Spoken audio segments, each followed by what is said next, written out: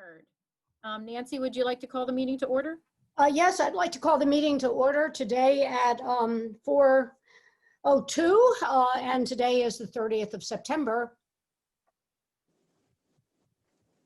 You are leading the flag salute. I am, that's right. Yes. Okay, I pledge allegiance to the flag of the United States of America and to the republic which for which stands stands one nation, under God, indivisible, liberty, and justice for all. for all. Thank you. I appreciate that. Pursuant to the Open Public Meetings Act, adequate notice and electronic notice of this meeting has been provided by posting on the bulletin board in the Beach Haven Municipal Building, on the Beach Haven website, and mailing the same to the Beach Haven Times, the Asbury Park Press, and the Press of Atlantic City. Mr. Allen. Here. Mrs. Bowmiller. Here. Mr. Lynch. Here. Mr. Maskell. Here. Mayor Davis. Here, Okay, I have a few resolutions for council consideration today. The first one is Resolution 192, 2020. It's revising the annual meeting notice. We've received guidance from the state of New Jersey, a local finance notice requiring us to do certain things regarding the remote meetings that we're using. So we're making some changes to our annual meeting notice, which is the resolution, the first resolution we do every year that sets the dates and times and the procedures and the agenda framework for our meetings. So we're looking to make those changes to be in compliance with the latest state regulations. Any questions from council? Nope. No. Do I have a motion? Motion to approve. Thank Second. you. Thanks, Dan. Mhm. Mr. Allen, Yes. Bowmiller, Yes.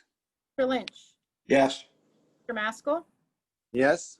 Mayor Davis. yes, Resolution 194, 2020 is a resolution authorizing execution of the First Amendment to a redevelopment agreement with Victoria Rose Condominiums, LLC, for Block 167, Lot 1. I'm going to hand the meeting over to Emily Gibbons, and she can explain what this amendment is about. Hi, everyone. The Victoria Rose project contains 4 affordable housing units, and we have been working with the borough's COA council, Michael Edwards, as well as consultants with CME, who is the affordable housing administrator for the borough of Beach Haven. Because we received a request from the developers to provide to them some supplemental affordability assistance for the 4 affordable units that are contained within the Victoria Rose project. We evaluated the request. We also evaluated the pro forma that was provided to us to substantiate the request for additional affordability assistance for the 4 units, and determined that the price points that were provided to the redeveloper in December of 2019 have been substantially lowered, and therefore it is in the best interest of the borough, as well as the potential unit owners of units, for us to move forward with providing this additional assistance. And that additional assistance will not exceed the amount of $125,000. We have Chris Dockney with CME who can answer some questions if anyone on council has any questions with regard to the process and how we got here. He is available. But ultimately, we did confirm the pro forma. We did a review of that here in our office, and we've discussed it both with COA council and with CME, and evaluated this proposal, and do believe that this is in the best interest of the borough to adopt this amendment to the redevelopment agreement to allow for this additional affordability assistance. does anybody have any questions? I have a question, a few questions. For Emily or for Chris? Well, for Emily, just to be clear that the affordability assistance goes to the developer. That is correct. Okay. And then for Chris, Dockney, is that how you say your last name, Chris? Yes. Yes, that is correct.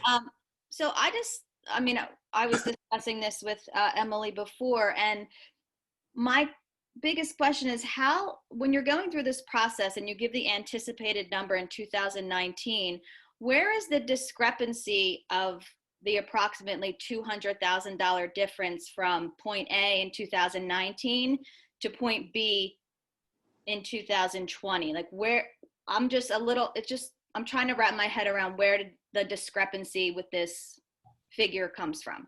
Sure, yeah, I can explain that. The primary difference here is one of the condominium association fees. Essentially, when we are given a set of figures from the developer, we use calculators that are provided by the Affordable Housing Professionals of New Jersey to determine what a maximum sales price would be.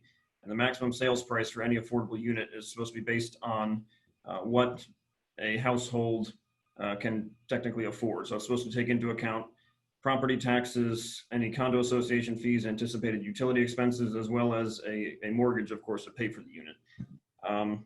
So the higher the condo fees are going to be, the lower the maximum sales price would be, because the condo fees are paid monthly. Therefore, if say you have $500 a month that you have to pay in condo fees, that's $500 a month you can't pay towards your mortgage or other bills. So the initial set of condo fees that we were given by the developer were relatively low compared to what they are now. And the reason they had done that, they had hoped to offer lower or essentially subsidized condo fees to the affordable housing applicants and have the market rate units pay a higher fee, which is generally consistent with every other principle of affordable housing, that the affordable units, the people who are low and moderate income, pay less than the people who are higher income. But for association fees, this is the one area in all of affordable housing where the law is on the side of everyone paying the same thing. So initially we had supported their request to have condo fees, which I think were in the range of $175 to maybe $250 for each unit. After we tried to see if we could get Fair Share Housing Center, which is, I guess if you've been involved in this at all, I don't know how long you've been on the council or were part of any of those negotiations years ago, has party status on essentially all affordable housing matters in New Jersey. And part of the settlement agreement was that every affordable unit would be in compliance with the Uniform Housing Affordability Controls. And the Uniform Housing Affordability Controls does state that market rate units and affordable units are supposed to pay the exact same rate in terms of any homeowners association fees or association dues. So we had tried to discuss this with Fair Share to get them to agree that, because the initial proposed condo fees for the market rate units was going to be $850 a month, which is very expensive for a low income household. In addition to not really being affordable for the low income units, when we ran the numbers in terms of what is an appropriate sales price that somebody of a low income paying $800 a month or $850 a month in condo fees can actually afford, we got a negative sales price for the low income 2-bedroom units. So we were, as much as we try and follow the rules, because by law we're supposed to, there are some places where they do allow exceptions. And once we saw, $850 a month for condo fees and negative sales prices, we got to the level of, this isn't just a rule, but this is getting absurd and just silly. So we tried to discuss with Fair Share the potential of the lowered condo fees for the affordable units. They didn't want to go that route because there is some case law precedent saying that they're not supposed to. And it also, as your Affordable Housing Council pointed out to us, that would require amending the settlement agreement with Fair Share and potentially then losing the credits that you are going to obtain from these units. So essentially your council overrided my initial thoughts that the condo fees could be different.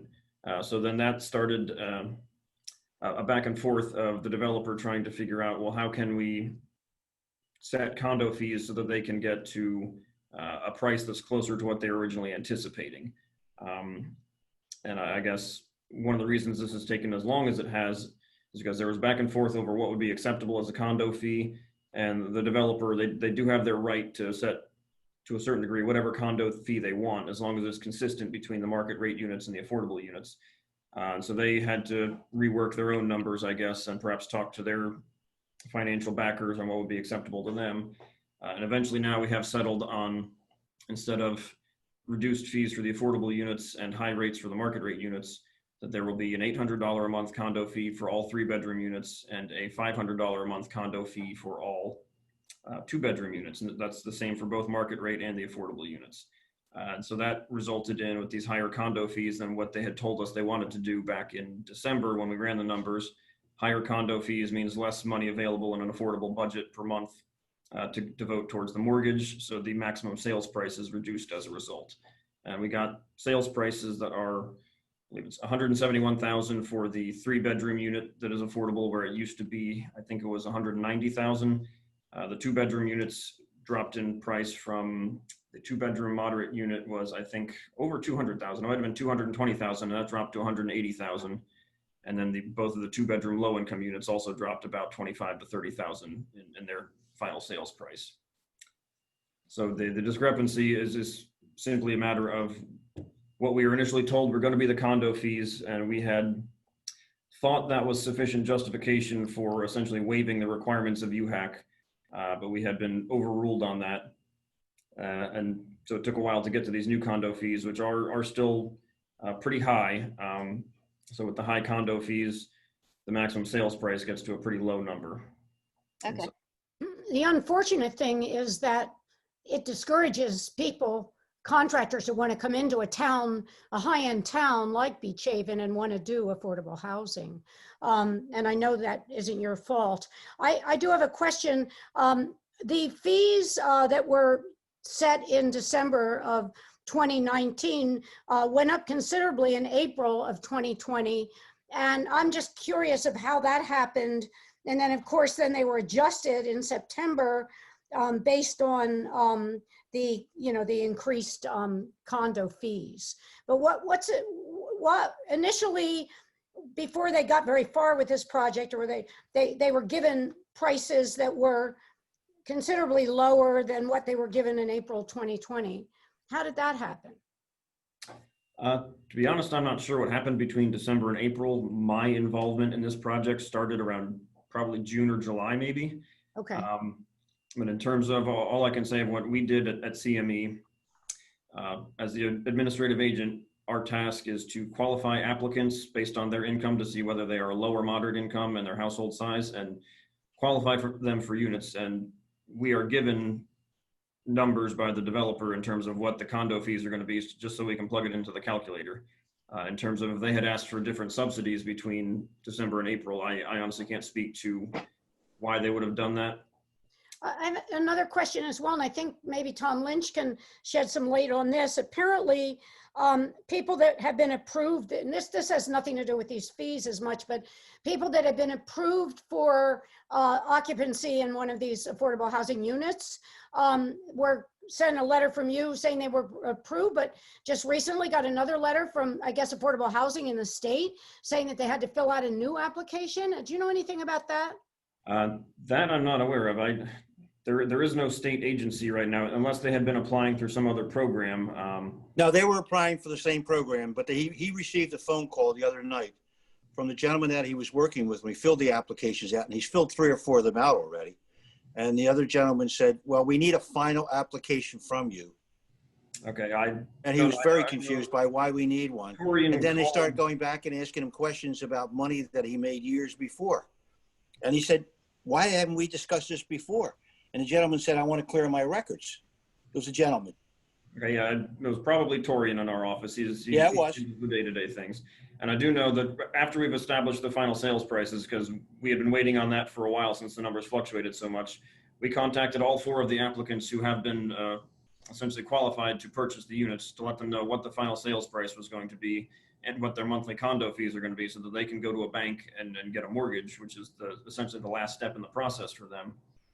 And there was one, I believe it was Mr. McGinley, who had, I don't know exactly, I don't see the actual applications. Torian does that, and because by law, we're not allowed to share any of this personal information, so only Torian sees that part. But what I've been told is he had simply listed a previous employer in the wrong section of the form, and we did not request a new application from him, only verbal confirmation that that was indeed his employer at the time. Well, he told me he was requested to do a new application, a finalized application. As far as I'm aware. Did you look into that? I will look into that. As far as I'm aware, and what I've been told is we have his information and we do not need another application from him. Okay, let me ask you another question. Communication there. Can I ask you another question? Your amount of money for a 3-bedroom was $171? Yes. and your 2-bedroom was 180. Yeah, and the reason that works Why would a out 2-bedroom be higher than a 3-bedroom? just is because the 3-bedroom has an $800 a month condo fee and the 2-bedroom is only $500 a month. So when they're both a moderate income household, it works out that their budget for paying for housing is roughly the same, but when you have higher condo fees on one, you can't pay as much towards a mortgage. So yeah, that is a weird twist in this particular case. That's not usually the case, but it did work out that way this time. I think he was told 151. That might have been the price a while ago, and Mr. No, McGinley. like this week. He was told this week it was 151. Okay, I believe he's in the low income 2-bedroom because there's 2 low income units, and then there's 1 2-bedroom moderate income unit and 1 3-bedroom moderate income unit. And the 3-bedroom moderate income is 171. That I believe is Aaron O'Shaughnessy is the applicant who is earmarked for that unit. Yes. I understand Yes. she's been contacting council members as well as borough staff and us pretty regularly. Well, she needs a place to live. And she's been waiting since Memorial Day for I a am CO aware. and then the approvals and everything else. So she went through the whole summer. Now she's living with her father, hoping that this thing will be resolved very quickly. Charlie McGinley's in the same boat. He's living in a place that's being sold right now. So he's been told he needs to get out as well. So that's what they were looking for as far as how quickly can they move into these places. I understand that. And they each explained their situations to us. And unfortunately, all I can say there is due to the issue over the condo fees, there was a holdup that took probably a lot longer than it should have, partially because I'll say Fair Share Housing Center, who we had to negotiate with, their lead attorney had been out on paternity leave for months and is just. Can you give me a target date? My understanding is these units have already received a CO, so it's essentially just once they get a mortgage approval, they send us their mortgage approval, and that's it on our end, and then it's a matter of finalizing the sale with the developer. So I don't know how long it's going to take them to secure a mortgage and close. Well, I think both of them have already had their paperwork in for months. Well, It's my understanding too that the developer is really waiting for the governing body to commit to the additional subsidy to make their final decisions, right, Emily? As far as I am aware, the final subsidy is going to confirm everything for them, and then they will be comfortable moving forward, yes. Okay. Makes sense? I just hope we don't have it till the end of the year and they're still not in. Hopefully not. All I can say is we tried our best to make sure they understood that there is, even though they are approved for these units, there is no official date at which any point the developer has to sell to them. The only thing that the developer is required to do by law is only sell at a certain price to somebody who we've approved. They have the right to wait as long as they want, really, before they sell anything. And if they want to keep trying to adjust the prices, they can do that as much as until they're content. Yeah, But- Chris, so if the governing body doesn't approve the additional subsidy, they're going to go back and rework the sale prices and kind of take us 3 steps back, right? They could. I don't know. I was initially told by the developer that the reason they needed such high condo fees is because the state DCA had put some sort of requirement on them that they established some sort of large bump in the fund to cover something. I asked for some documentation on that and I never got anything. So Unknown code. Okay, so they'll go back and get the mortgages and then go see the developer. Yes. All they have to do is provide us proof that they have been approved for a mortgage by a bank. And then that's essentially the end of our involvement in this. Other than that, it's like any other real estate transaction. When you're purchasing a house, they buy it from the developer. They get the bank to, give them the mortgage note saying they're good for the money. And then however long it takes to close on the property, which Okay. whatever that is, 30 to 45 I'll share days. that data with them. Are there any other questions from council for our professionals about this resolution?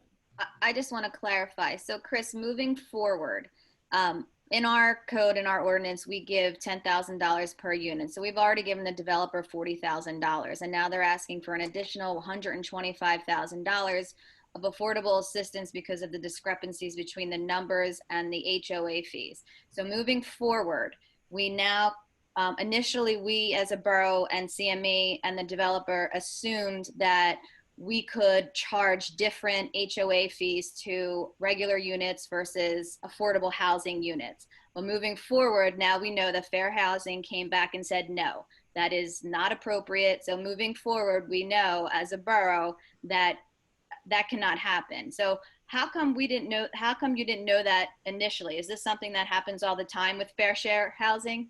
No, this one is a little bit different. I'll take the blame for that. I personally thought that this was a good justification because these are abnormally high, even with the $500 a month. This is abnormally high condominium fees.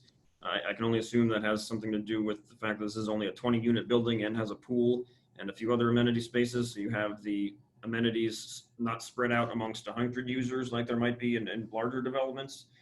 So usually the condominium fees or HOA fees aren't a big issue in setting the maximum sales price. In my experience, we've never really had a back and forth over condo fees. So when I was told that the condo fees were going to be over $800 a month, I took the initiative to suggest that this would be a good case for granting some sort of waiver. But it is directly stated in the UHAC, and I guess I missed that you're not supposed to do that. And then Mike Edwards and Jeff Serenian's team explained to me why it would. I mean, they understood my point that, yeah, this sounds ridiculous, over $800 a month for a low-income household to pay in condo fees, but they would be putting the borough in a bad position that way. So that is partially my fault. I might want to say, I thank you because I think you made a lot of sense and I thank you for trying. And I also want to say, because I do own a condo in another place, one of the big, and mine's in a resort area, one of the biggest costs is insurance costs. That really, really drives up the cost in any kind of condo or even a home where you need to have insurance and flood insurance. It really drives up the cost. I assume that is one of the reasons why they need such high fees is obviously you're on a barrier island. I assume flood insurance is required through FEMA, as well as they do have a pool on the roof of the building. So I assume there's insurance required on the pool. That's not cheap. Right. And I believe our original subsidy for these units was higher than 10,000 a unit. Is that right, Emily? Was, yes. It is. Originally, for each 1-bedroom unit, which there are none here, that would be $30,000. For the 2-bedroom units, they're $40,000 each. And for the 3-bedroom unit, it is $50,000. So in this instance, they were receiving a subsidy of $170,000. And then in addition, they will get this additional affordability assistance. And those were consistent with the affordable unit that we had done in the prior project. Correct. That was a 2-bedroom. No, was that a 2-bedroom? I think. I think so. Yeah. Yeah, for $40,000. So thank you for correcting me on that, Emily. So the developer already received $170,000. Actually, the developer hasn't received any monies yet. But will. According to the contract, yes. That's correct. Can I ask a question about you brought up about the flood insurance and things like that. I presume that'll be part of the homeowners, included in the $500 a year or a month or $800 a month. Am I correct? Yes. Should, yes. Okay. Any other questions from council for the professionals on this resolution? Is it normal to subsidize more than we're selling these things for? What was that, Dan? Is it normal to subsidize more, a higher amount than what the market value is? I would say not. Chris should answer that. Typically, no. I'll put it this way: the total subsidy here is, I believe, $295,000 for 4 units. The market value on each of these condos is going to be anywhere from $700,000 to $900,000. My understanding is that's what they're planning on marketing the other units for, which are essentially identical to the affordable units. Is in the that is correct over $700,000 range. A quarter of it. Yeah. These are relatively high subsidies, yes, but I don't know that what they're getting subsidized is higher than the market value. Okay, hold on. All right. Depending on the pro formas that they submit, and I'm not involved in that part. I don't know what their construction costs are here, but it is typical that there is some subsidies it's not uncommon that there are subsidies to build the affordable units because, or I'll put it this way, what I've been told by a developer, and not in actual negotiations, but at a conference a few years ago, was that they, for a moderate income unit, depending on what they're doing, they can usually build those and sell those pretty close to the actual cost. And that's some of the national home builders like Toll Brothers or Pulte. They can build a unit for $200,000 and still sell it for $190 to $220, give or take, for a moderate income unit, and it's not a huge loss for them. The low income units that sell for $100,000, they're usually losing quite a bit of money on those, and any very low income unit, which doesn't apply here, is usually a big loss for the developers. Okay. All right, any other questions from council? Do I have a motion on resolution 194, 2020? Motion. I'll second. Thank you. Mr. Allen, Yes. Mrs. Baumiller, Yes. Mr. Lynch, Yes. Mr. Maskell, Yes. Mayor Davis. Yes. Thank you, Chris, for taking the time to explain, and thank you, Emily, for being on the call. You're welcome. Thank you. Resolution 197, I previously had a resolution 196 on the agenda. That was not able to get through finance in time for this meeting, so we're looking at resolution 197, which is authorizing submission of a raffle application for the Beach Haven Volunteer Fire Company. Any issues with that, council? No. Do I have a motion? Motion. Thanks, Tom. Second. And all in favor? Aye. Aye. Aye. Any opposed? Thank you. I have a bill list today in the amount of $64,415.04. Any questions? It's a little bill list this week. Is there a motion to approve? Motion Motion to, to approve. Oops, sorry. Thanks, Second. Chuck. Tom, thank you. Mr. Allen? Mr. Allen, I just needed an A from you. yes. Thank you. Mrs. Baumiller? Yes. Mr. Lynch? Yes. Maskell? Yes. Mayor Davis? Yes. Okay. If you could, council, open up the document that I sent you. It's a proposed ordinance regarding noise. Making a couple of suggestions for a proposed ordinance. Ms. Mason, Yes. unfortunately, I have a doctor's appointment, and I'm going to have to.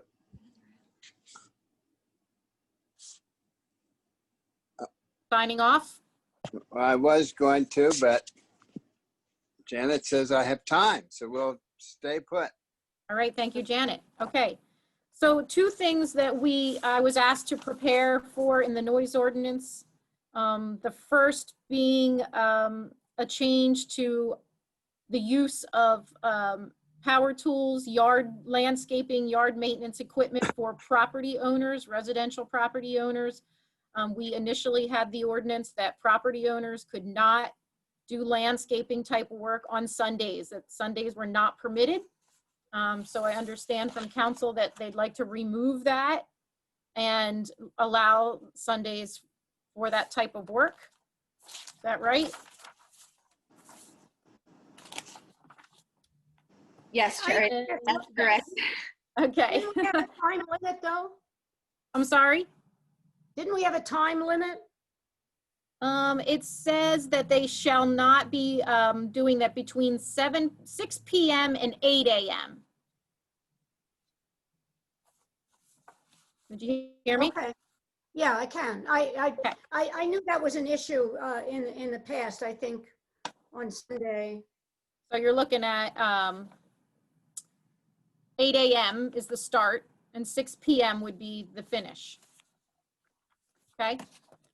The second part of We'll do it anyway. the second part of the proposed ordinance would add a bullet point under section E. that says that bands of more than 2 members performing outdoors after 10 p.m. Sunday through Thursday and after 11 p.m. Friday and Saturday shall not be permitted. What does council think about the way that that is written? Let me just read it again.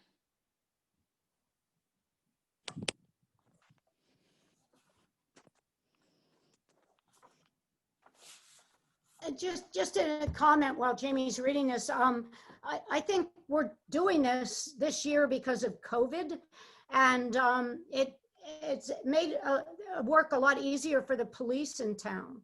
And it makes sense. We have a noise ordinance anyway. There's not supposed to have noise after those hours. And then it always becomes somewhat contentious as to, you know, how noisy is it? And how do you evaluate how noisy it is? Because the police have to take a course if we use decibel machines, and you're not supposed to hear it from 100 feet. I think it's a good thing personally.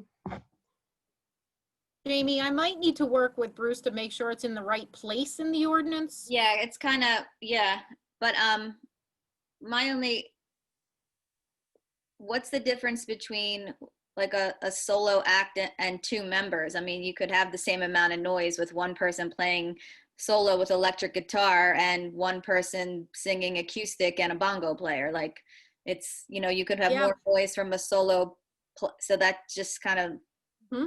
You're right, and I need some guidance from you and from Bruce about how to write this, because personally, I would say no amplified music. I think that's the word, amplified. I mean, amplified is, you know, you can turn it up real loud, or I mean, Right. if it's somebody just singing in an area, usually, you know, unless it's a huge area, you can hear them. You can hear the amp.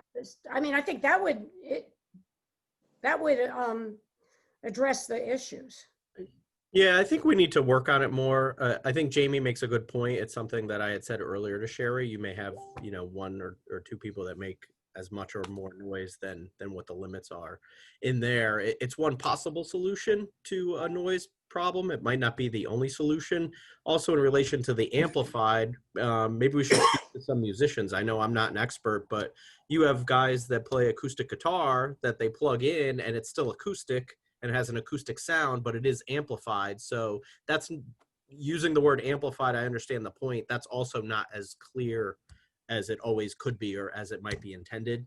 Noise ordinances are traditionally, and these specific are traditionally tough to draft, in my experience, because it's such a wide range of issues to address. And it's hard to describe in writing things that address all those issues in a clear legislative kind of way. So it's something we could work on, and you know, whatever the preference of the council is, that's the direction we'll go. Okay, we have a couple more topics under general discussion, and then I see some hands raised. So maybe once we open the floor for public comment, we can discuss this a little bit more and maybe come to a better solution. So we'll move on then to the proposed ordinance regarding pickleball.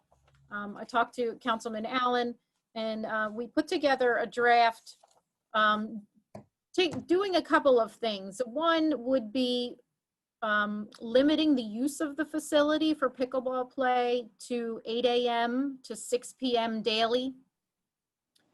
Setting a maximum occupancy of the courts based on the number of courts that there are. So if there would be 6 courts, it would be 40 players. And if it's 9 courts, it would be 60 players. And then putting a provision in that says court reservations are required.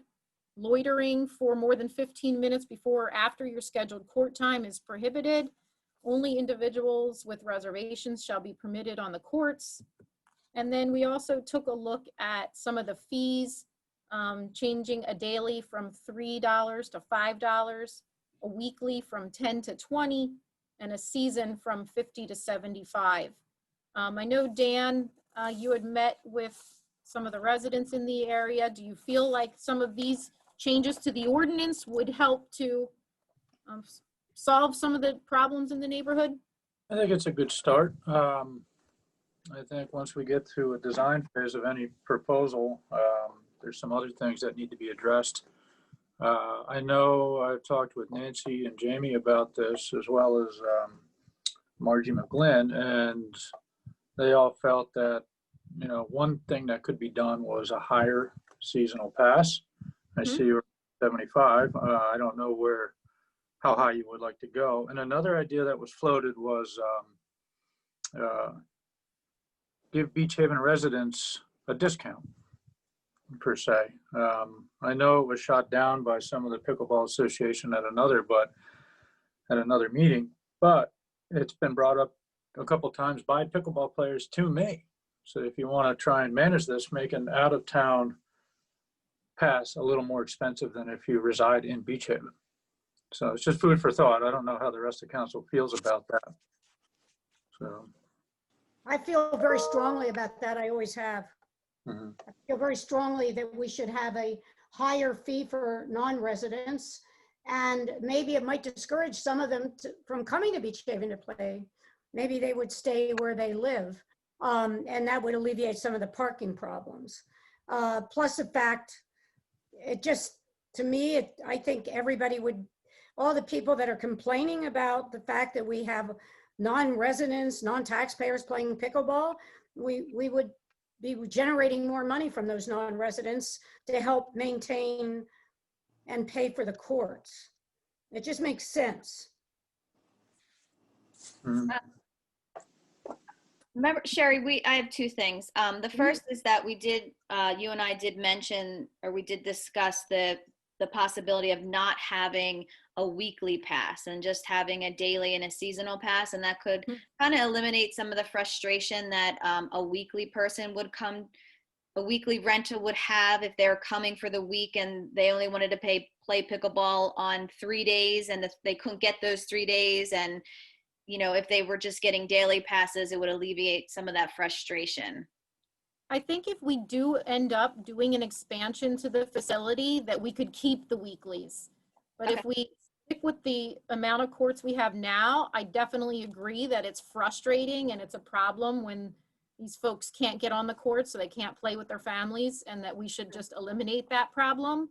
So I'm not quite sure how this is going to play out, but I agree with you. Okay. And then my second thing is that some of the residents in and around that area were wondering if it could be put into this ordinance if there would only be an easterly entrance. Westerly. Westerly. Excuse me. Thank you, Dan. Would be a westerly entrance and not an easterly entrance because of it directly adjacent to the homeowners. I mean, I don't know if we necessarily need to put that in an ordinance, but that's something we can make sure is part of the bids and specs that we create for the renovation. Okay, it was, I guess when the roller rink was created, that was supposed to be the entrance anyway. So I think the neighborhood had these requirements that they wanted to see upheld all the way back then. And I think they are still valid today. So it's. I think that's a reasonable request. Mm-hmm. Yeah, I do too. I think it would help out a lot. So. I mean, I think we need to go even farther. I mean, we may have to make sure that there's those muting windscreens that mute the sound. I think we can, I mean, all these things can go in later, but in my conversations with Margie as well, there are paddle brackets that mute the sound, and there's different ones. I mean, you could require that they have a paddle that is on a list of paddles that are quieter. I guess it's how the paddle's made. There's lots of things we could do, I think, to alleviate some of the concerns. Maybe in the beginning of the season, we could have a police officer stationed down there at the time when most people are coming, like 8 in the morning, just to make sure that people drive safely and there's not problems, and let them assess the situation and decide whether they need to do this more regularly. I'm just trying to think of ways to make the neighbors more, make it more pleasant for the people that live in the neighborhood. and be able to have pickleball down there as well. It doesn't have to be that, but it's just a thought, because a lot of people are saying that. I just had a long chat with Bev Trom today, and she said a lot of these people do drive kind of, they're trying to get a parking spot. Would the addition of angled parking on West Avenue be beneficial? Yes. If you're going to be on a pickleball court playing, you ought to be able to walk from West Avenue to the court. Something we could look into. Yeah. Dan, you saw the improvement that's going on at the field right now? Yeah, I love it. Thank you. We're putting in the irrigation and the seed as we speak. That's terrific. One of the other things that Nancy touched on was the sound reduction.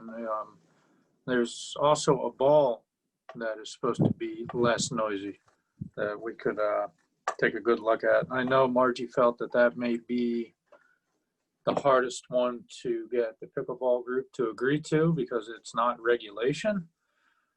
But I think anything we can do to reduce the noise. I know one neighbor down there, Mr. Felton, he's actually put in sound deadening curtains in his bedroom because he can't sleep in. He can't, it wakes him up. So anything we can do to help out down there would just be beneficial, to show good faith to the neighbors that we're trying to make this work. Okay. All right. So I think this it's is a foam ball, and Margie suggested that you could say early in the morning, the first hour or so of play, they just use those balls, when people might still be resting. Thought. All right, so this is a work in progress. We'll keep working on this ordinance, and we'll bring it to council in a more formal form. Item 3 under general discussion was the idea of looking at the beach badge rates for 2021. We do like to start selling the holiday preseason badge in November, so folks have it for Christmas. So I think now's a good time. Is any member of council interested? Would you like to take a look at the spreadsheet that we sent and get back to us, or would you like to have this discussion right now? I'm looking at it right now. I mean, we talk about it every year. We do. I agree.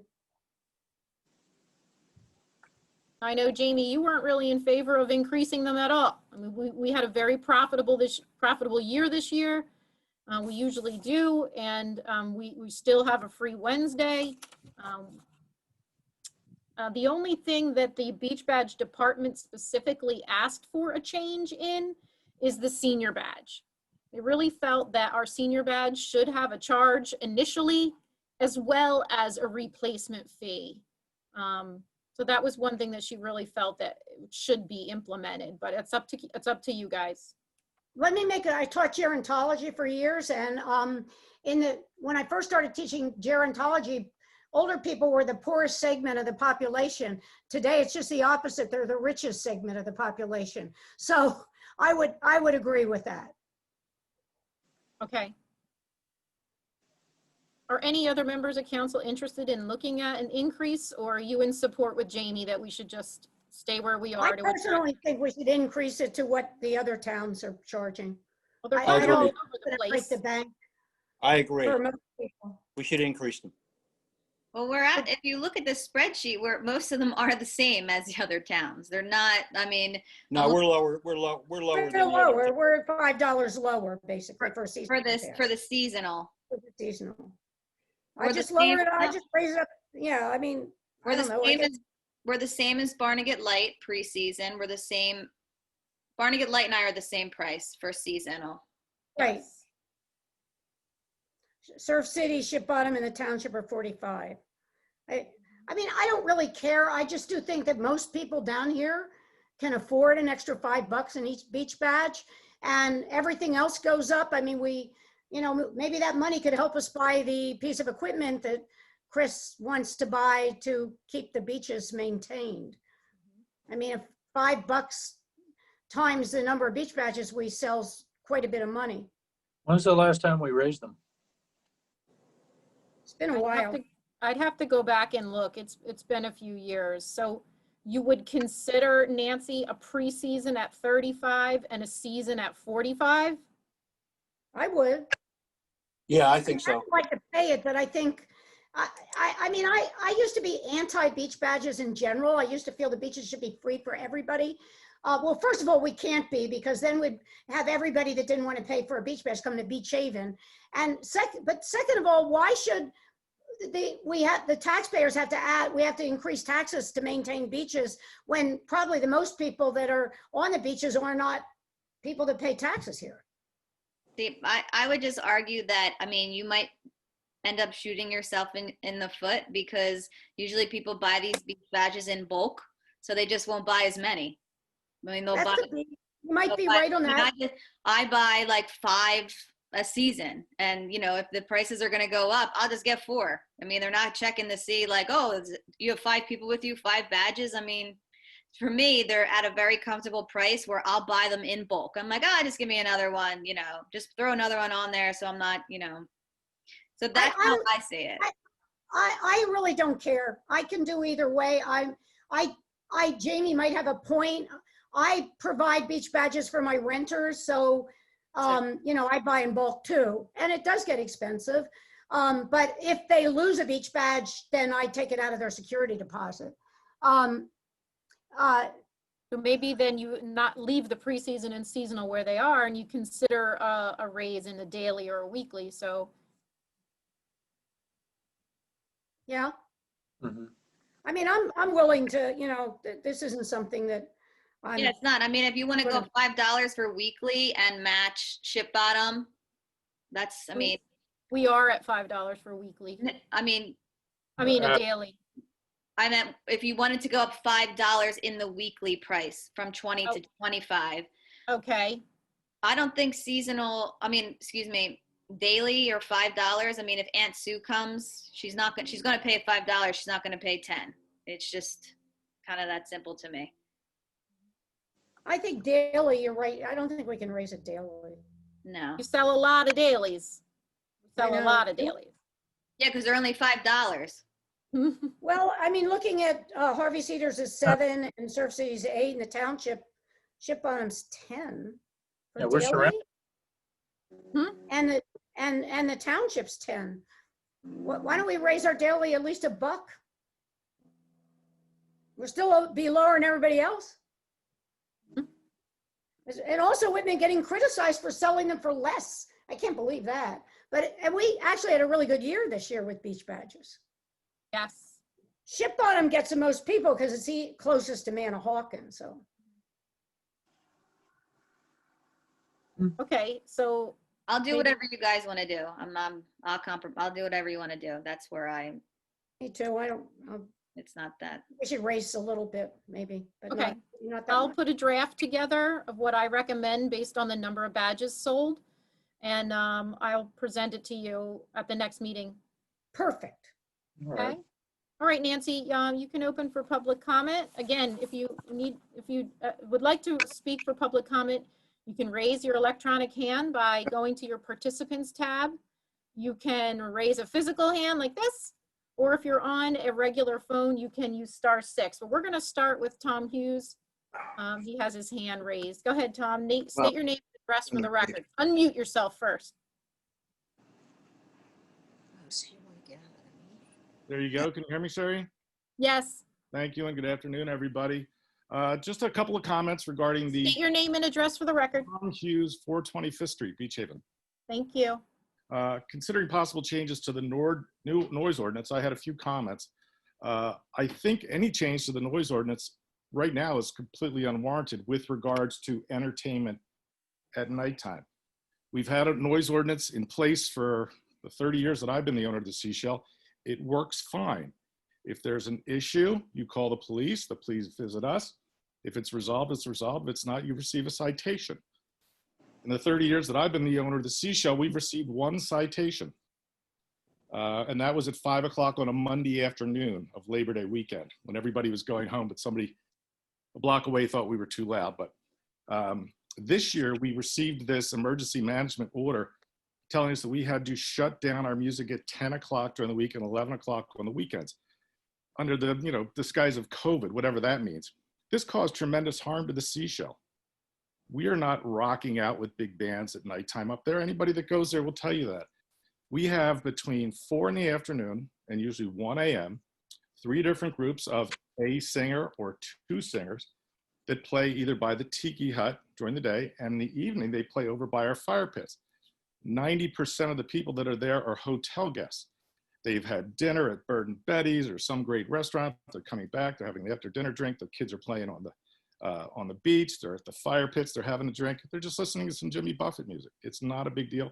Never been an issue. Never received a complaint. So I think that that is not only unwarranted, but I think it was really a hurtful thing to do to somebody like me and other places this summer. Since then, or listening to Nancy tonight, I'm happy to hear that you're now not saying, let's not do any entertainment after 10. We're just going to limit it to 1 or 2 people. And this leads into a comment I think Nancy made before about amplified music. There's no such thing as non-amplified music anymore. Unless you're going to have an a cappella group out there, every guitar player, and one of the other people made comment of this, plugs into a little box that amplifies it so I can hear it 35 feet away. So the idea of amplified, I think different people have a different meaning for that. It's not to make it louder, it's just so that we can all hear it. Again, you do have a noise ordinance in place. It seems to be working. And in the past 30 years, there have been times at night when we've got a visitor from the police and say, hey, Tom, whether the wind's blowing a certain direction or whatever the case is, the guy down the street says it's too loud. And we immediately make corrections. We'll move speakers, we'll tell the band to stop. We've always told the police and everybody, if it becomes that big of an issue, we'll just turn it off for the night. We're good neighbors up here. But to across the board restrict something like this, what I was prepared to talk about today, I think is unnecessary. Now, after what Nancy said about limiting it to 1 or 2, it's kind of a funny thing. And Jamie said this, I mean, one person can make a whole lot more music than 5 people if he's playing a big electric guitar. So again, back to my original thought, I think the noise ordinance is in place. I think it works. It's been working. I don't see a reason to change it. Thank you. Is there any other member of the public that would like to speak right now on any topic? Raise an electronic hand. Green. Dan Roberts. Unmute yourself, state your name and address. Okay. Good afternoon, everyone. When I get done this meeting here, I'll make the call. Go ahead, Dan. How are we all doing today? Good afternoon. Before I talk about pickleball, which is basically what you all Just expect. state your name and address for the record, Dan. I'm sorry, Sherry. Dan Roberts, 2209 South Bay Ave. Thank you. This is in reference to the noise ordinance that you're all talking about. Generally, those are decibel based as opposed to based on the number of individuals who are making the noise. Yeah, we do have both sections of our code. Unfortunately, the Long Beach Island Health Department is the only certified professionals on the island that can use a decibel reader equipment. They'll have to be licensed and certified. So we do use both. We normally use the decibel reading portion of the chapter for industrial noise, air conditioners, trucks running, that kind of thing. And then for regular audible noise, we use our discretion and we allow the police department to use their discretion as well. Understood. It's just that, there could be a band of 7 playing acoustic guitars as opposed to one person playing a very loud electric guitar who could be a lot louder. So I just think the focus for the purposes of that should be more on the noise level than the number of participants making the noise. Let's talk about pickleball. And basically, just in response to the proposed ordinance, I think that, and I speak for the pickleball community when I say that we are bending over backwards in an attempt to accommodate the 3 neighbors who are opposed to this. And I stress the fact that these are 3 out of, I don't know how many people are in the entire neighborhood who seem to have a problem with anything pickleball related. Let's talk about the allegations that the pickleball community are a bunch of speed demons.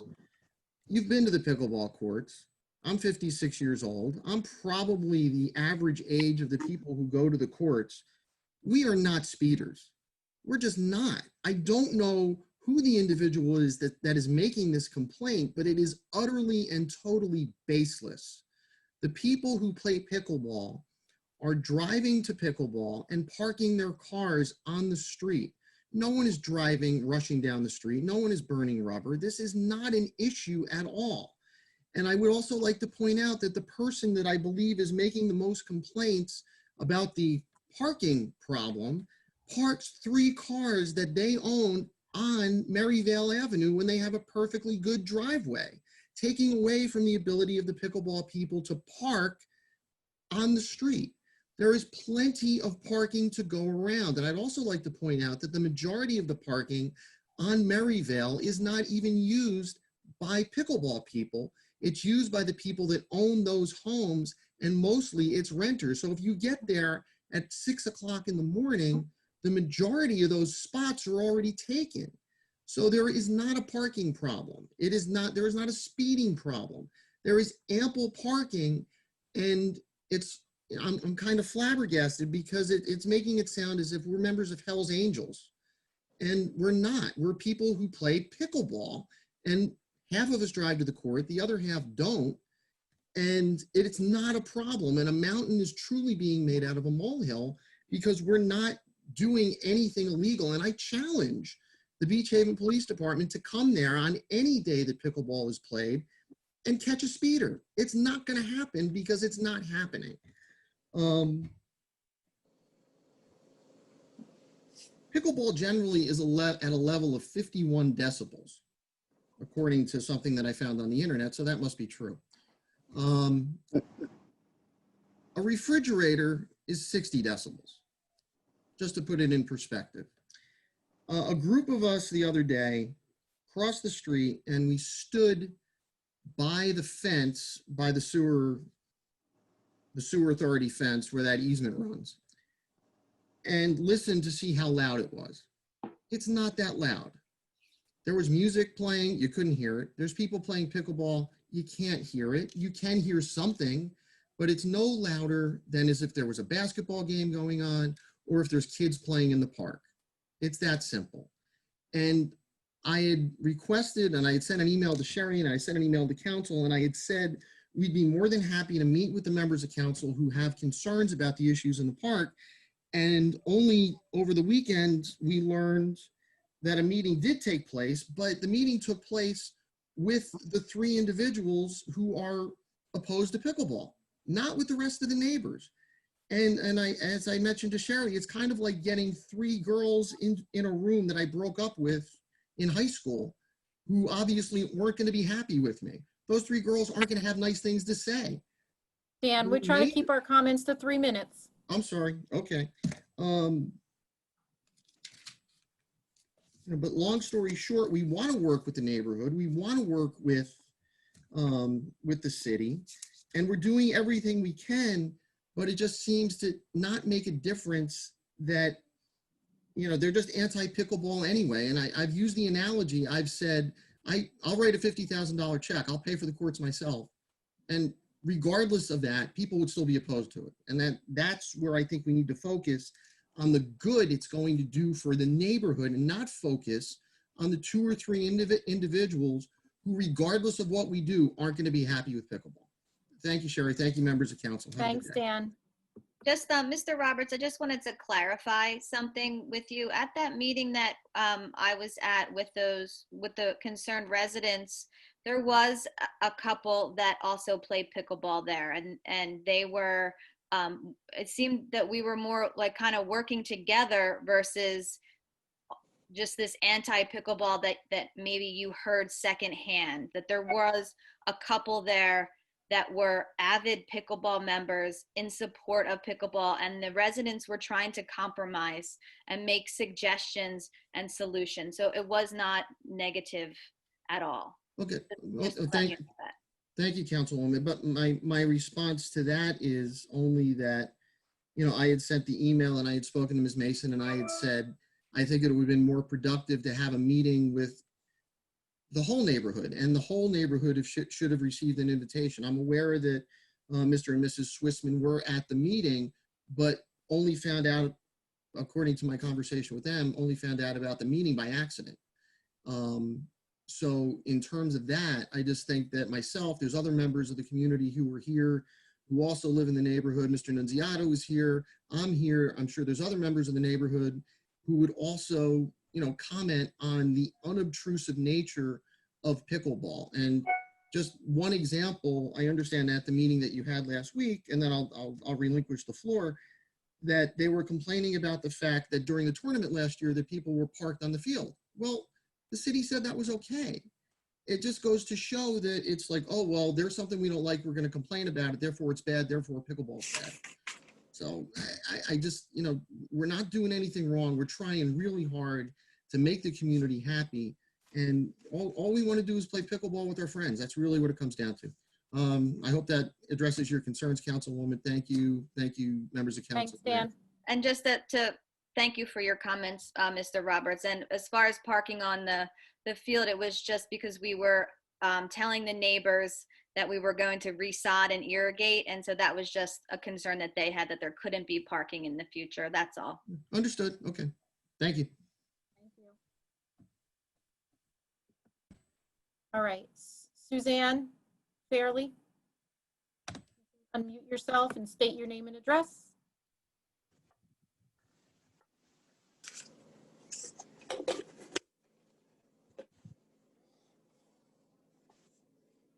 There, can you hear me now? Yes, okay. State your name and address for the record.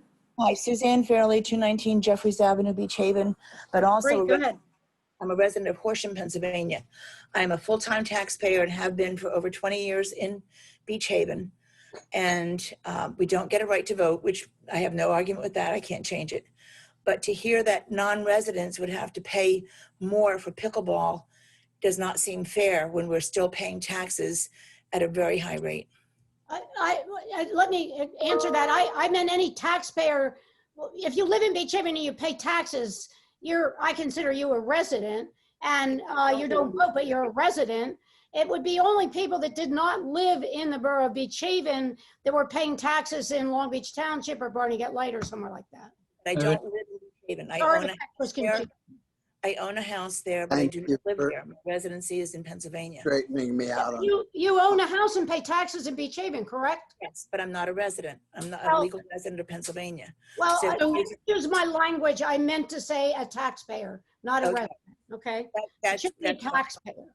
That makes a whole lot of sense, but the way you phrased it beforehand was resident versus non-resident, and I am a non-resident. I consider you a partial resident of Beach Haven. I have as much concern about the people that pay taxes here that don't vote as I do about the people that pay taxes and do vote. You are a resident for a few months out of the year. And I'm sorry if my vocabulary was misleading. That's okay. As long as it's clarified, that makes sense, but it should be that way when you put the proposal together. Please make it very clear. So to receive the discount, the name would need to appear on the tax rolls. Yes. And they don't. Okay. Anything else, Suzanne? That would be it. Thank you very much, Sherry. Your name does appear on the tax rolls. You pay tax. That's what we mean. Yeah. Right. Okay. Any other member of the public like to speak for public comment? Raise an electronic hand or raise a physical hand? Sherry, I have one more comment on that, please. My husband would not be on the tax rolls because I own the house. Would he still qualify for It the doesn't matter. pickleball? It's the house. Okay. It doesn't matter. It's the house. Okay, good. Thank you. Uh-huh. I heard someone announcing themselves. Who was that? No? Okay. Lynn Van Name?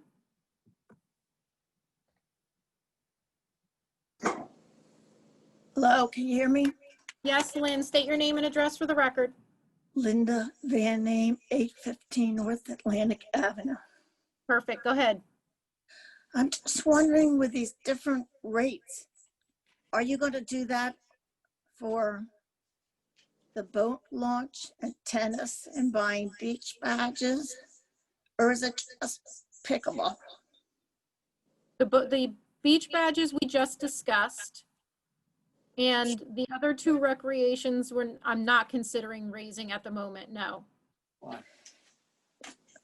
No, but I'm talking about residents and non-residents. We're talking about taxpayers and non-taxpayers. I personally, if I were to write it, Lynn, if it were my decision, I would have tennis and pickleball. I would treat them the same way, and probably the boat ramp also. If you got a pass for the boat ramp, I don't know how much revenue that brings in. Beach badges pretty get a little good. confusing. That's how Revenue for the boat ramp is good. I'm not in favor of that, but I know Jerry the has, council's decision. Jerry doesn't believe in, she doesn't think it's productive to increase the fees for non-taxpayers. I do. So we disagree on that, but you know, so we don't know what we're doing. It's really up to council to decide. Well, I'm just wondering if someone's renting a house, does that count as a Beach Haven taxpayer? Say, No. Okay, suppose I have my son come to town and want to buy a pass. Is he? well, a Beach I mean, Haven- you're a taxpayer. You can go buy a pickleball pass for your son. I mean, I don't think it's limited just to the person whose the name of the house is under. I mean, if you go down and buy a pickleball pass for your son, I mean, you would get the rate that you pay taxes in Beach Haven. I mean, anybody in your family that's living with you ought to be able to get that rate. It's only people that are paying taxes in towns that don't have pickleball courts, I guess. This is why it becomes difficult to now decide who gets it and who doesn't and what proof you So have if and I what have not. a friend come and my friend's living with me, then my friend gets the reduced rate? If your friend's living with you and you want to buy them a daily pass or whatever, I would just get the taxpayer rate. I mean, if the friend comes down by themselves without you, they would probably have to pay a non-taxpayer rate. And then how about a renter who's renting a house in Beach Haven on Maryville Avenue? If they're renting a house and they're paying rent to a taxpayer, they should have the taxpayer rate. It's going to be complicated. That's why Sherry doesn't want to do it. Okay? Thank you. I mean, that's what Sherry's reason for not wanting to do this. And I mean, back when I was a kid down here, I used to play a lot of tennis, and we all had to pay for tennis passes on the public courts. But if you were a non-taxpayer, you did have to pay more back in those days. And I mean, lots of people cheat, Lynn. I mean, you know, like if you want to join I mean, all you have to do if you want to join the library up in Surf City, the county library, you can give somebody else's address. Just say, I'm living with so-and-so and give them their address and you get to do it. I mean, so I mean, that's cheating, obviously. I mean, I think most people are honest, and most people that do not live or are not renting a house in Beach Haven would be happy to pay a little extra, but maybe I'm wrong. I think it's just on the honor system. I don't think we can go to great extremes. If they want to lie and say they live in Beach Haven and give my address, I'm not going to go after them. But I just think we're making it way too complicated. But this is why Sherry doesn't like this idea. Okay. Thank you, Sherry. And I wanted to mention one other comment on daily beach badges. Mm-hmm. If every town from the bridge to Holgate, including Holgate, is charging $10, I don't understand why we feel our needs and our beaches and everything is worth half as much. Seems to me it's an easy way to have people who use the beach pay for the beach. The bulldozers, the lifeguards, the trash pickup and everything. Thank you. Thanks, Lynn. Can I add something about the pickleball taxpayer situation? Go ahead, Dan. I've been on vacation a few times, many times down in the Keys. And what they do down there is if you have a rent agreement, you're entitled to use what's called down there Founders Park, which is their giant recreation area. But you know, if you present a valid signed renter's agreement, either with VRBO, a real estate then yes, you get all the benefits the same way as a resident. They turn the alley I think into- that's a way to explore that. Thanks, Dan. Okay, Paul Nunziato, I have you with your hand raised. You can unmute yourself and state your name and address for the record. Sure, Sherry. It's Paul Nunziato, 301 Maryville Avenue, Beach Haven, full-time resident. I was just wondering how the pickleball meeting came to be. I live on the corner. All the neighbors I have on Maryville are all in favor of pickleball. I've been living down here full-time since last year. I haven't seen anyone speeding down Maryville. I certainly addressed that. And if there's a problem with parking, I don't see why they just don't turn the alleyway that isn't being used into parking. You could probably fit 12 to 14 cars right there. But I'd like to know how the meeting was set up for pickleball and how come no one on Maryville was advised of the meeting. Mr. Allen, did you want to speak to that? You just reached out for a sampling, right? Yeah, I reached out to people that had expressed frustration about not knowing when the public comment periods and the Zoom meetings, our regular council meetings were. It wasn't closed to anybody. It wasn't, open to everybody, but it was something that was just thrown together so everybody could be heard. Everybody. I apologize if you weren't aware of the meeting. My fault, and I take full responsibility for that. The other side, we have had a meeting with our engineer that pickleball was involved with that none of the neighbors were. Now, does that make it right? No, but I just wanted to hear every voice before a decision was made. And I've heard a lot of pickleball voices at all these meetings, and I haven't heard many from the people who aren't necessarily in favor of it. And I just wanted to get their input as well. It wasn't meant to be exclusionary by any sense of the word.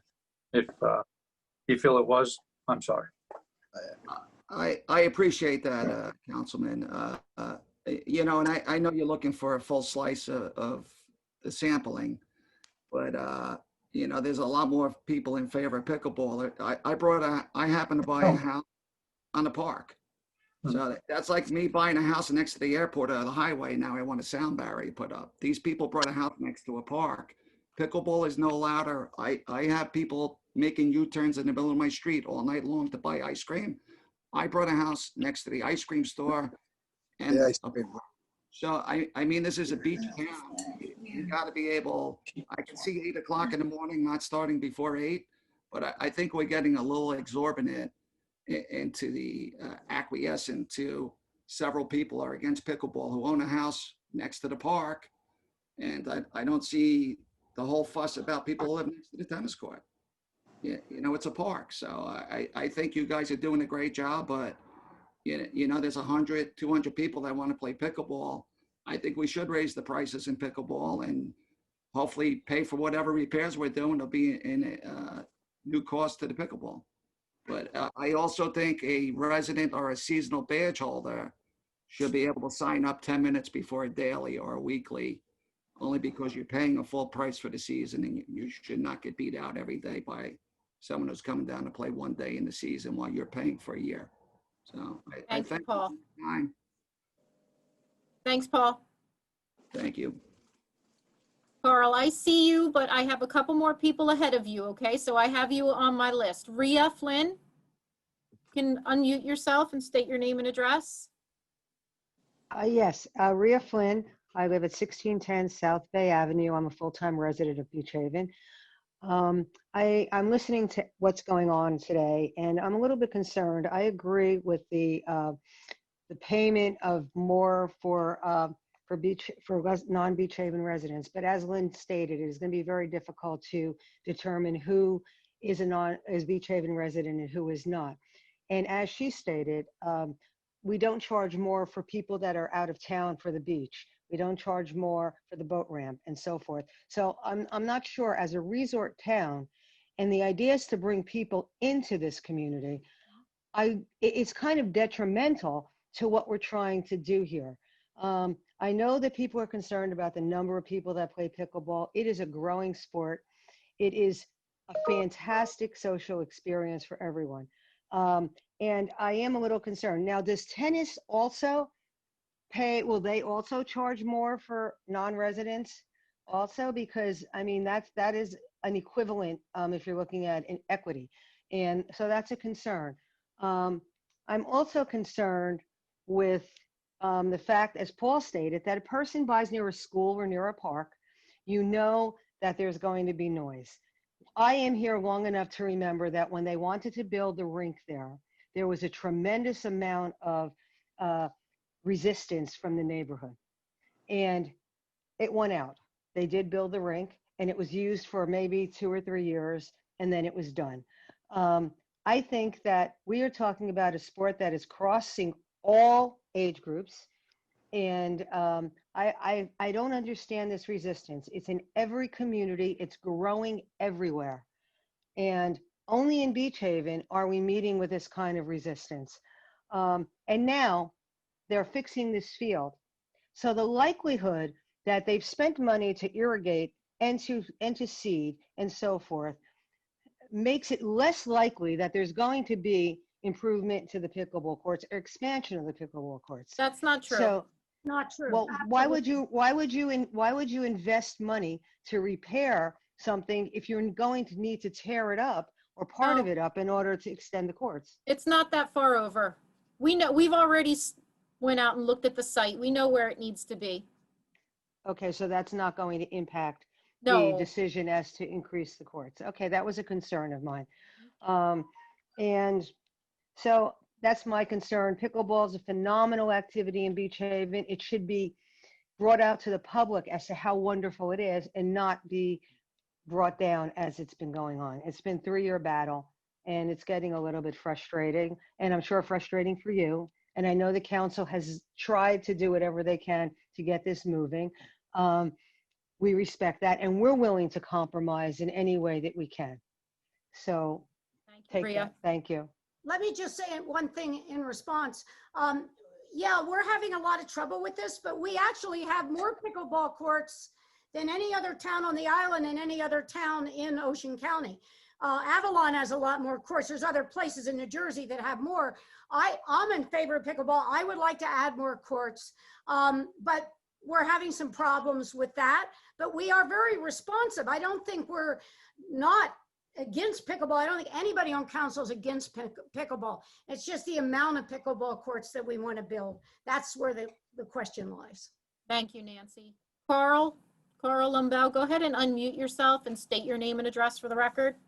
Yes, Carl Lumbell, 15 West 13th Street, North Beach Haven. First of all, I'm in total agreement with the fee structure of $75, but I think it should be for everybody. As an example, I do spend a lot of time in the winter in Naples, Florida, where I pay $75, and we have 64 courts. We average somewhere between 300 to 400 people a day playing pickleball. It's also the home of the US Open, where they have, over the course of a week, about 25 to 2,800 people playing pickleball. One of my questions would be, in addition to the fee, would you still allow veterans to play for free? Yes. Good. Will there be any distinguish between a senior citizen and somebody under 65? No. Okay. The other thing, I'm not in favor of threatening the integrity of the game. And by that, I mean, Dan pointed out that the decibel numbers for pickleball and a refrigerator are very similar. If we go, there is a list that the USA Pickleball Association publishes, and it's a list of approved panels. There's also a list that there are about 3 or 4 different manufacturers now that make balls, okay? There is a ball, there's 2 balls. One is made by Core, C-O-R-E. The other is made by Franklin. And these balls are a lot quieter. than the ones that have been used in the past, which is made by Duraflex or Dura.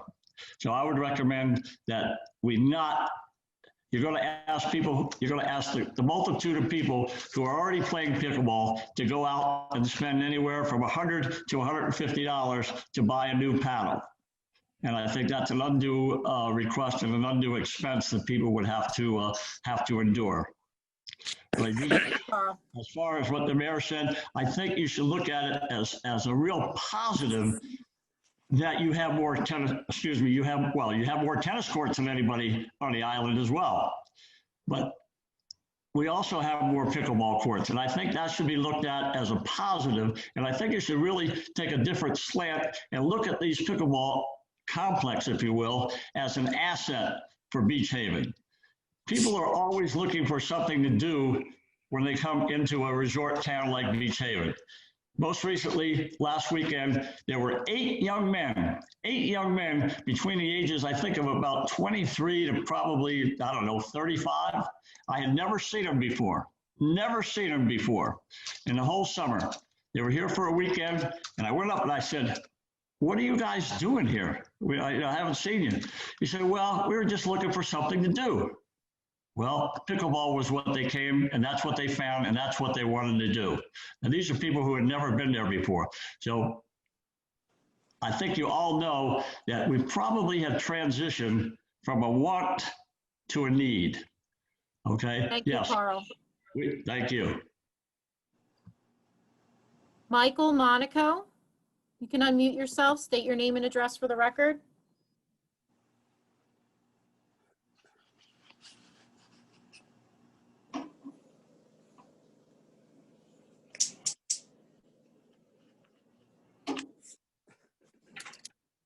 Michael, can you unmute yourself?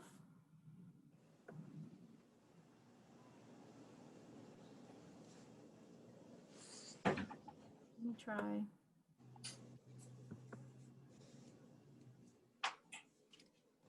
Can you hear me now? Yes, go ahead. State your name and address for the record. Sorry about that. Michael Monaco. I live at 103 East Ramapo in Long Beach Township. So obviously I'm not a Beach Haven resident, but I do spend a lot of time in Beach Haven. And what I wanted to do is I reached out to some of the other shore towns in New Jersey. You mentioned Avalon. So I did call the mayor in Avalon, and he referred me to Chuck McConnell. He's the rec director there. And also Doug Bergen in Ocean City. He's the public information officer, just to get an idea and maybe a reference point on what they did and what they went through in a very similar situation. And I also thought they'd be a good reference because where their courts are is very similar proximity to what we have at Nelson as regards to the residents there. So basically what they found in Avalon has 10 new courts, designated pickleball courts, and Ocean City has 12 that they built. They charge $50 for residents, $75 non-residents, so that is very close to what you proposed. I think what they found, and the big issue was, they realized that the tennis was completely underutilized. And I know that, and they said they ran into a ton of opposition because basically they were converting their tennis courts over to pickleball courts for the most part. And if you really just took all the emotion out of this, as far as from a town planning point of view, and just followed the trend lines, I mean, the most forward-thinking and cost-effective thing would be to convert, all the tennis courts over to pickleball and then build 3 new courts at Nelson for tennis. I know that probably won't happen, but it really solves any of the growth and parking and noise issues that you would have going forward. If you really look down the road, maybe 10 years from now, it would be the smart play. But obviously that would be a very difficult sell for you. They did run into a lot of tennis opposition in those towns, but basically when they got their new courts, that did settle down.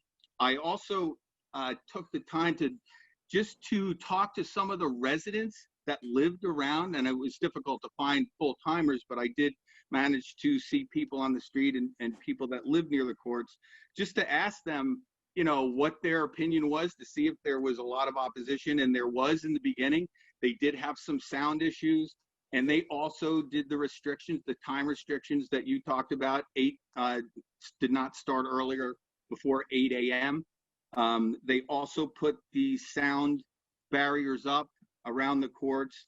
A lot of the people who live there said it really depends on which way the wind is blowing, that how much noise you actually hear. And as far as parking goes, I think the bigger problem they have is the parking spaces on the street are taken mostly by the day trippers and renters, and also the designated spots within the park for pickleball. The pickleball courts are taken by some of those day trippers as well. So that's an issue, but they're lucky enough to have some designated parking for their courts. So I mean, all in all, they did convert over a lot of the tennis courts. It was the most cost-effective thing to do. They've got a very, they've got beautiful courts. It's a show place down there for their courts. But I just wanted to give you that as a reference, because there's always going to be some opposition. They did find a way to work around it. The people that I did talk to, and I asked them, do you really feel like the pickleball courts are a detriment or a plus for your neighborhood? And really overwhelmingly, people felt they were a plus. It does get a little annoying sometimes if people are playing late, but for the most part, people were very positive. Thank you, Michael. Oh, I just wanted to give you one side note too, because some of this stuff, I heard a few comments last meeting that people were saying, it really should be no big deal. You have the money. This is a fairly small spend. But I for one, appreciate the time and the consideration you take when deciding how and where to spend taxpayer money. I mean, I only hope that Long Beach Township and our representatives in Washington show the same due diligence, because I don't care if it's $500,000 or $50,000 or $5,000. I mean, I appreciate the fact that you're really spending a lot of time looking at it. So thanks again. Thank you, Michael. Don Caxtis, unmute yourself and state your name and address for the record.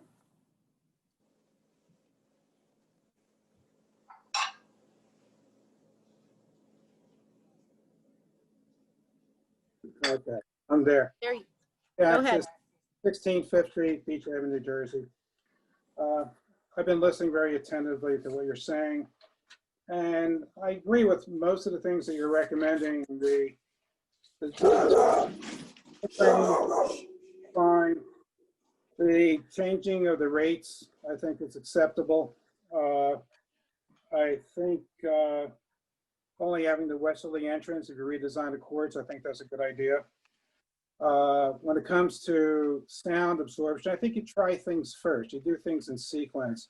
And I think the muting windscreens would be my first step, and see how that goes before you start putting other restrictions on here. We talk about the need. The need is because there's a huge demand, but most importantly, the need is because those courts are unsafe. Look at the cost benefit.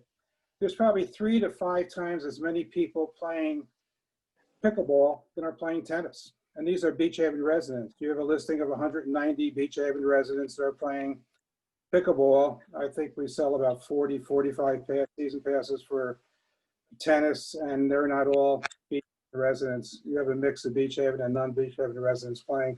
So from a cost benefit point of view, the cost is probably half the cost you pay for tennis improvements, and you have 3 to 5 times as many people playing Beach Haven residents. So the cost benefit is definitely there, where a lot more people will benefit than benefited from the money that we spent on the tennis. The other thing, so I think the idea is schedule, increase rates, westerly entrance, putting the windscreens up, I think are all good ideas. I was very appreciative of sitting in on the meeting the other night, last night when we talked about the audit. And I was very pleased to hear that Beach Haven surplus was increased by $900,000 last year. We had revenue in excess of $900,000 over expenditures in 2019. And we had another $300,000 in increased revenue over and above the expenditures for the water department. So we had revenue increase of $1.2 million last 2019. To me, and I really appreciated again the comment by the auditors who said that overall Beach Haven is in a great financial position. That's quote their comment. And why not? When is a better time than when you're in a great financial position to spend this money to benefit these residents? You know, this is the time to do it. And, you know, surplus is increasing. You talk about a good example is, I know you guys budget $335,000 every year for beach badges. Your beach badge revenue this year was $535,000. So you had $200,000 increased revenue this year over and above what you budget for revenue for beach badges. Again, your revenues are going up, your surpluses are going up every year, you're paying down the debt. I mean, again, the debt people, the auditors commented on the debt. You're paying down the debt very well. You have roughly about $6 million of net debt. Your future expenditures, the $3 million for the dealing with the flooding, about $2 million are expected to be received back from the state of New Jersey and from the county. So that's only going to cost you about $1 million. So even when you look at all the debt that's been allocated, even the $11 million, if you look at what the state said and what the auditor commented, Beach Haven's in great position from the debt point of view. I mean, you have net debt of $11 million, and the state of New Jersey says you can go up to $77 million. And again, those are the auditor's comments. I mean, Beach Haven, as he said, is in an overall great position to do this from a financial point of view. And now is the time to do it while you're able to do it. And I think, you know, your surpluses are getting to a point where you need to start self-funding some of these projects. So that's my comments. Thanks, Don. Colleen Lambert. You can go ahead and unmute yourself, state your name and address for the record.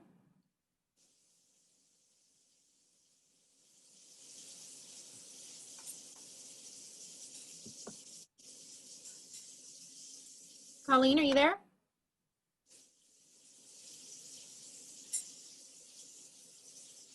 Colleen, can you hear me? Okay, we're going to move on to Margie McGlynn. Hi there, can you hear me? Yeah, go ahead. State your name and address for the record.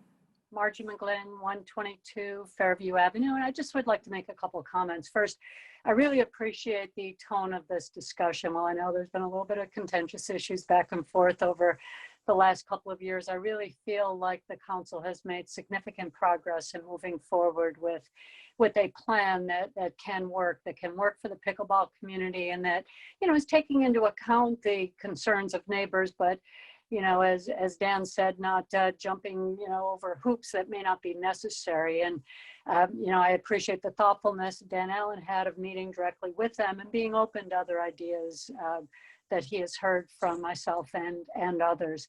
And I absolutely agree with Don that the best approach would be to go forward with these wind screens. And I shared with Dan and Nancy an email yesterday.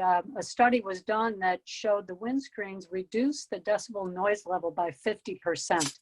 And I know, as I've said to Dan, that there are times when if I do drive up in a car and it's a bad day, I'm not sure people are there or not. And this was more before the reservation system.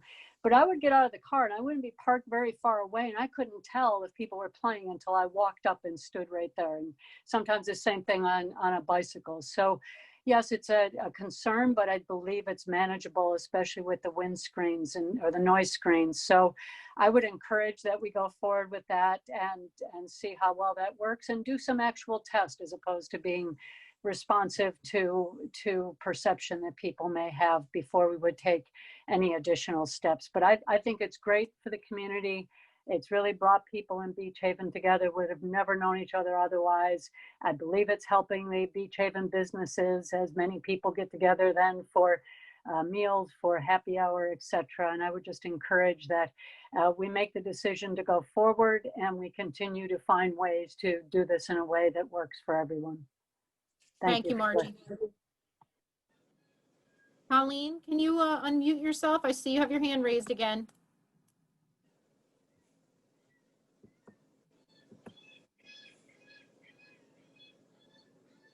Colleen, can you hear me?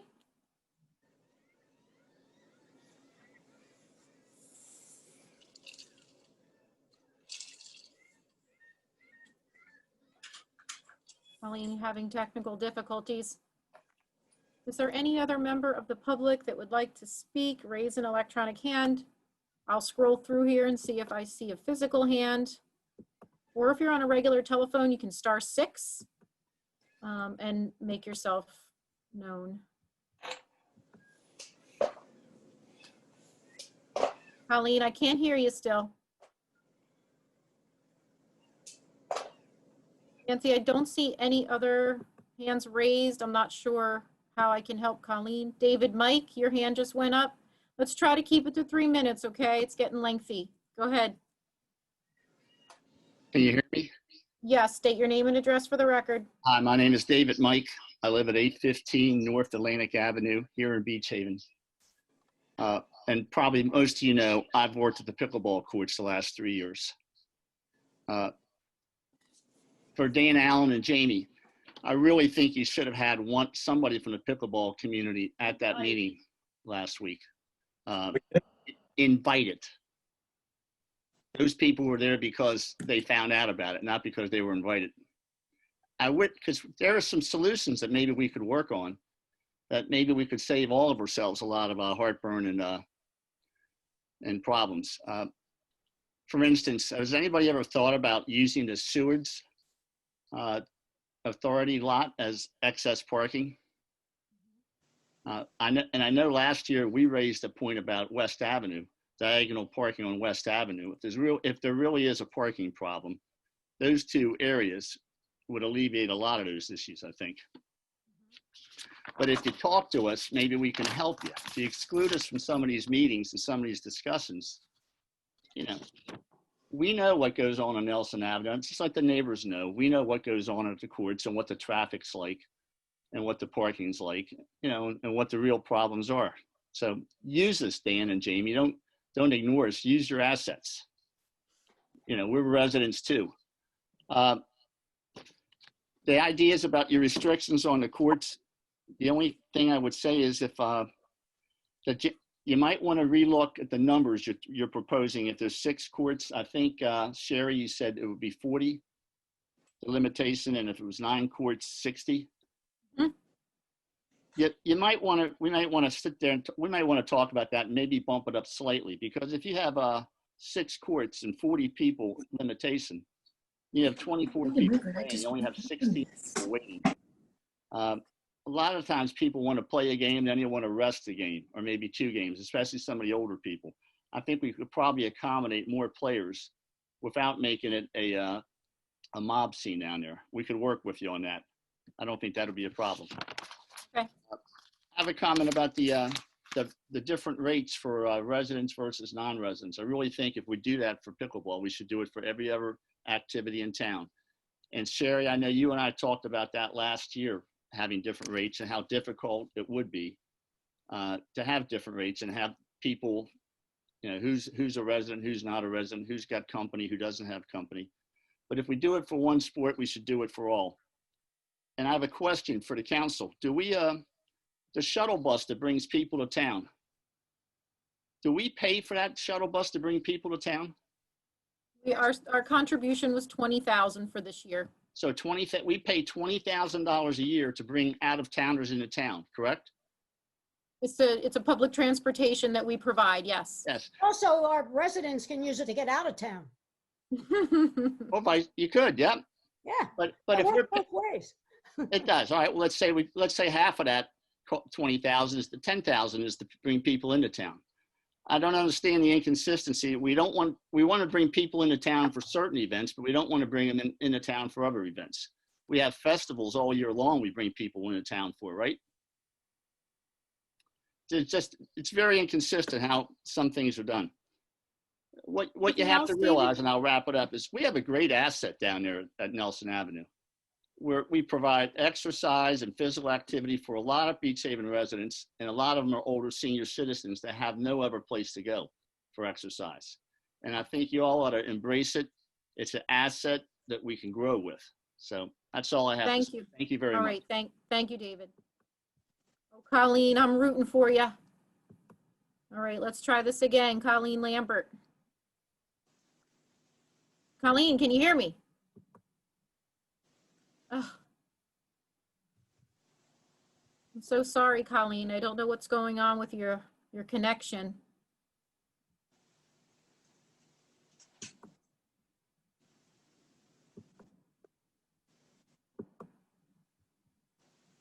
I'm sorry, Colleen. I don't know how to help you here.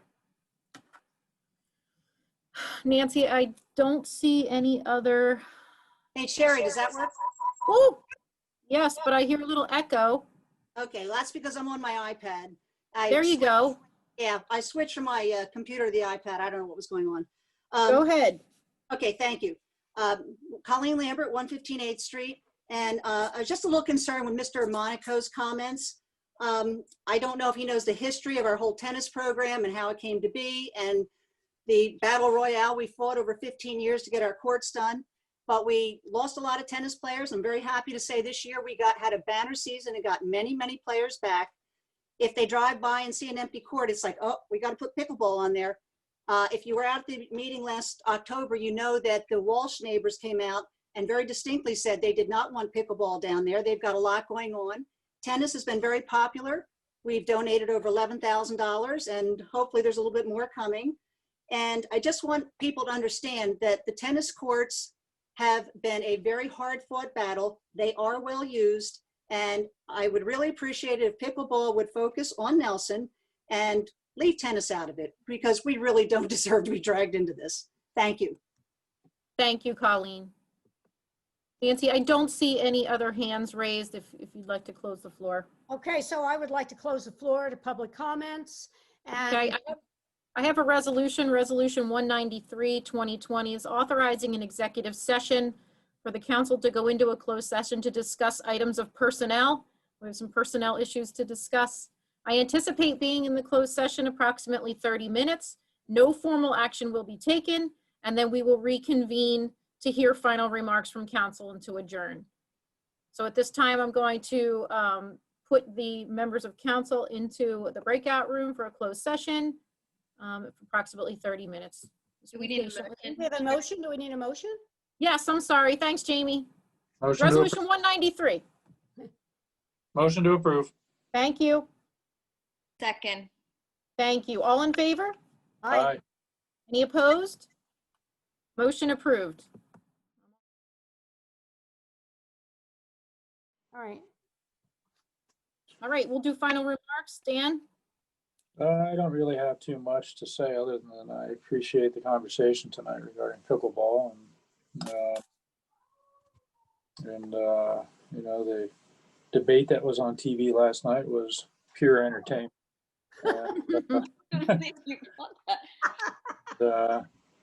Yeah, that's really all I have. It's been a long meeting, and yeah, I'm hungry.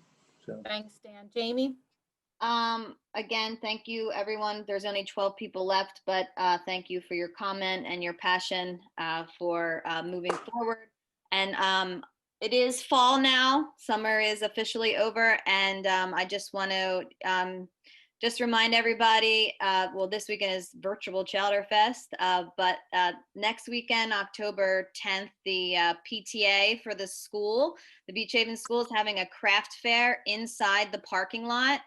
And we need everybody to come because our biggest fundraiser is Chowder Fest parking and our benefit party that got canceled in May because of COVID. So our Chowder parking is also canceled. So we're going to be we have to make up huge money for fundraising for the PTA for the kids at school. And we do a lot, we provide a lot for them. So if you could come out and support us October 10th at the school parking lot, that would be fantastic. And also the fire department is also having their benefit this weekend in back of Bay Village too. So come out and support them as well. Jamie, if I want to just make it a donation to the Beach Haven PTA, do I make the check out to just Beach Haven PTA? Yes, yes. And I'll put it in your mailbox. Thank you. Thank you. And if there's anything else we can do, let us know. Tom, any comments? No, Jamie just answered my questions about the police and the fire benefit. So I really I had a couple questions about that, but I think everything's fine now. Good. Nice job. Nancy? Yeah, thank you. Thank you all for basically being here. And I think we all have been working together well. So thank you. I don't really have much to say except stay healthy. We have a motion to adjourn? Motion to adjourn. Second. Thanks, everybody. Meeting adjourned. Have a good night. Bye. Good night. Bye.